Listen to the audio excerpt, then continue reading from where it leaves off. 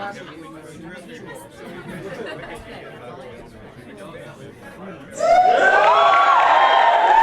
how is everybody doing tonight? I'm your old friend Clarence Birdsong, here to tell a few jokes. I didn't want to believe my father was stealing from the road department. But when I got home, all the signs were there. I walked by a homeless guy that had a sign that read, "One day this could be you." I put my money back in my pocket just in case he was right. I remember the day I got a universal remote. I thought to myself, this changes everything.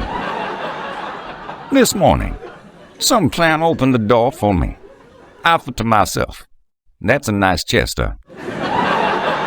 You know the tingly feeling you get when you like someone. That's your common sense leaving your body. I threw a ball for my dog. It was a bit extravagant, I know. But it was his birthday, and he looks great in the dinner jacket.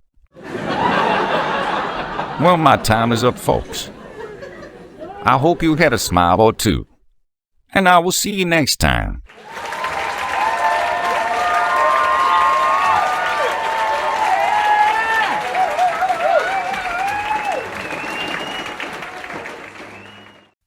I can't. Oh, oh, oh, I gotta breathe here.